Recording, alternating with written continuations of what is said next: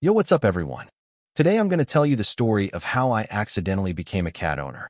Now, the crazy part is, I wasn't even looking for a pet. I found this little guy while I was working at a dealership. And from that day on, my life was never the same. At the time, I was working at a car dealership.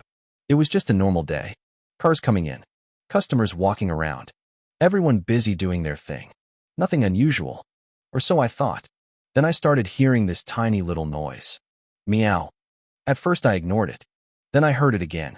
Meow. Now I was curious. So I started looking around to see where it was coming from. Eventually I found the source. Sitting underneath one of the cars was the tiniest kitten I've ever seen. Dirty, hungry, and looking absolutely terrified. The poor little guy looked like he'd been out there for days. I slowly got closer. Didn't want to scare him. I grabbed some food and put it down nearby. For a few minutes, he just stared at me. Then finally, he walked over and started eating. After that, I couldn't just leave him there. Nobody knew where he came from.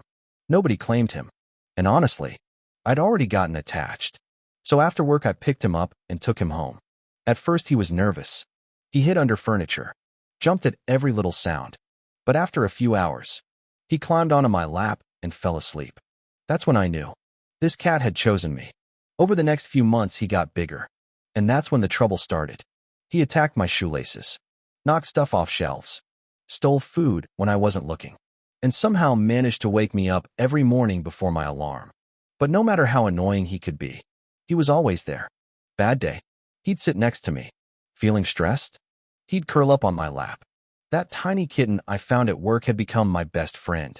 So yeah, I went to work expecting a normal day, and came home with a cat. Definitely wasn't part of the plan. But honestly, it's one of the best things that's ever happened to me.